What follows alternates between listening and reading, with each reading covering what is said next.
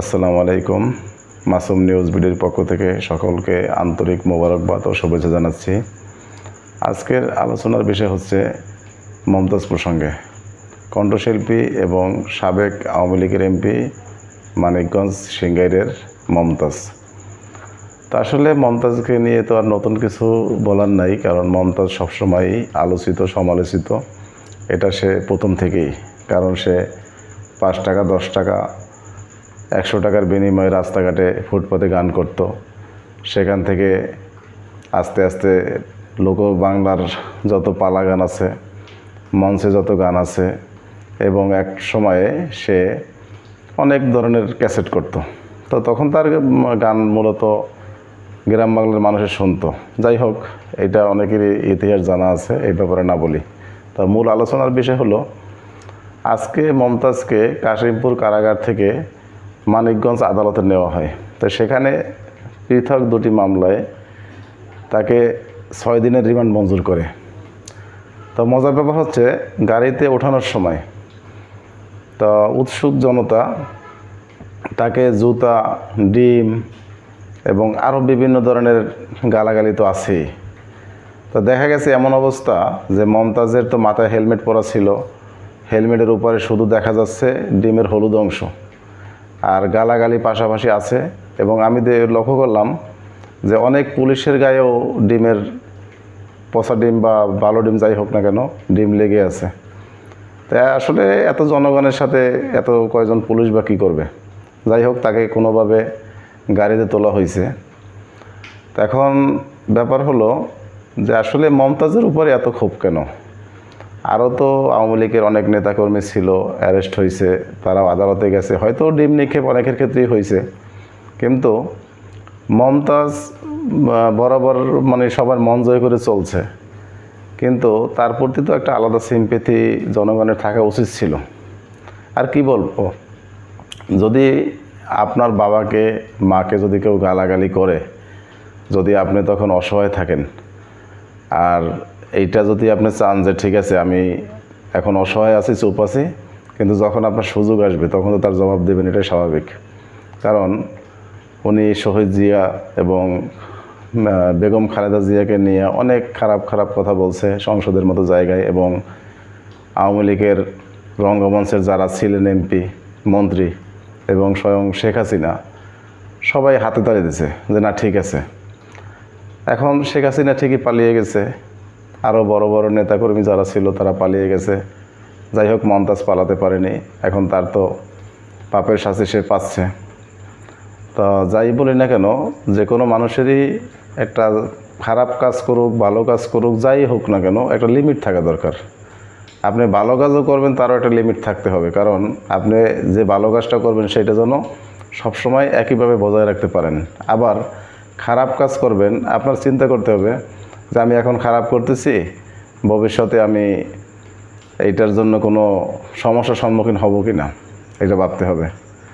যাই হোক, এটা হয়তো ওনারা কখনোই চিন্তা করে না। ওনারা ভাবছে যে হয়তো 41 সাল পর্যন্ত ক্ষমতায় থাকবে, আর 41 সাল পর্যন্ত যদি ক্ষমতায় থাকতে পারে তখন আওয়ামী লীগ, বিএনপি, জাতীয় পার্টি, জামাত কোনো দলে থাকবে না।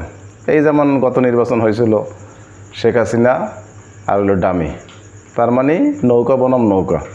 ওই রকম হয়তো তাদের ভিতর থেকেই কিছু নেতাকর্মীদের নামে কিছু নতুন নতুন দল আসতো এবং তাদের মাধ্যমে নির্বাচন হইতো, আর বাকি দলগুলো যে কোনো ইস্যুতে তাদেরকে বেনিশ করে দিত। যেমন জামাতকে তো নিবন্ধন বাতিল করার পায়তারা করছিল, তারপরে হচ্ছে খালেদা জিয়ার দল, শহীদ জিয়ার দল, বিএনপি, তাদের নেতাকর্মীদের বিরুদ্ধে হাজার হাজার মামলা, বাড়িঘরে থাকতে পারে না, আবার যারা এলাকায় থাকবে তাদেরকে আওয়ামী লীগ হয়ে কাজ করতে হবে। এই রকম নানান সমস্যা তো তাদের ছিলই। তো একটা পর্যায়ে কী হইতো, ওই নৌকা বনাম নৌকার ভিতরে নির্বাচন হইতো। হয়তো আওয়ামী লীগ একটা দীর্ঘ সময় পরিকল্পনা ছিল, আসলে কি এটা সম্ভব হইতো যদি আল্লাহর পক্ষ থেকে সিদ্ধান্ত না আসতো। কারণ এই বৈষম্য বিরোধী ছাত্র আন্দোলনে যারা আন্দোলন করেছে এরা তো আসলে কিছুই না, এটা আল্লাহর ইশারা ছিল, যার কারণে এই সামান্য একটা ব্যাপার নিয়ে শেখ হাসিনার পতন হয়েছে। এটা না হইলে ঠিকই তারা হয়তো আজীবন ক্ষমতায় থাকতো। তো সেই হিসাব করে তারা কথা যেটা বলছে ঠিক আছে যে আমরা তোর জীবনে ক্ষমতা হারাবো না, তাহলে আমরা এটা বলতেই পারি। তো যাই হোক, আপনি যে ধর্মেরই হন না কেন, আল্লাহর উপর বিশ্বাস রাখতে হবে যে আমি পাপ কাজ করি আর যত খারাপ কাজই করি আর যত ক্ষমতার মালিক হই না কেন, আমার কিন্তু এর একটা বিচার হবে। এই জিনিসটা যে মাথায় রাখবে সে কখনো খারাপ করতে পারবে না। এখন মমতাজ থেকে সবার শিক্ষা নেওয়া উচিত যে এত ক্ষমতাবান লোক, এত জনপ্রিয় লোক, আজকে তাকে সবাই পচা ডিম মারতেছে এবং তার মাকে বাবাকে নিয়ে যে গালাগালি করতেছে, এটা আমি ভাষায় প্রকাশ করতে পারতেছি না। যাই হোক, আপনারা বুঝে নিন যে তার মার ব্যাপারে অনেক খারাপ খারাপ কথা বলতেছে।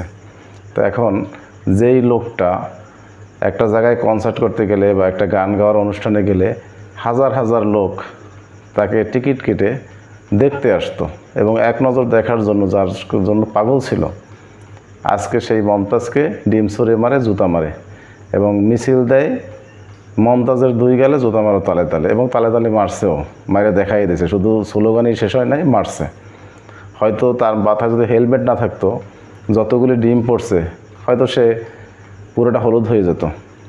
এই হলো পরিস্থিতি। তাইলে এখন পরবর্তীতে যেই দলই ক্ষমতায় আসুক না কেন, জামাত হোক, বিএনপি হোক, এনসিপি হোক, যে দলই আসুক না কেন, আপনারা মাথায় রাখবেন যে আপনাদের ক্ষমতার অপব্যবহার যেন না হয়, সাধারণ জনগণ যেন আপনাদের উপর অতিষ্ঠ না হয়। এটা যদি মাথায় রাখতে পারেন তাহলে আর এই রকমের সমস্যার সম্মুখীন হইতে হবে না। যাই হোক, ভিডিও আর লম্বা করব না। আমি আমার সংক্ষিপ্ত আলোচনা আপনাদের সাথে করলাম, এবং আপনাদের যদি কোনো মন্তব্য থেকে থাকে আমার ভিডিওর নিচে কমেন্ট বক্সে আপনাদের মন্তব্য জানাবেন। এবং আমি নতুনভাবে ইউটিউব শুরু করছি, সংবাদ চ্যানেল করছি, নিউজ চ্যানেল। এখনও হয়তো আমার ভিডিও খুব ভালো হয় না, তবে পর্যায়ক্রমে ভালো হবে। আপনারা আমাকে সাবস্ক্রাইব করবেন, লাইক শেয়ার করবেন এবং নতুন নতুন ভিডিও বানাতে সাহায্য করবেন। আপনাদের সহযোগিতা পেলে ইনশাআল্লাহ সামনে আরও ভালো ভালো ভিডিও তৈরি করতে পারবো। আল্লাহ হাফেজ, আসসালামু আলাইকুম।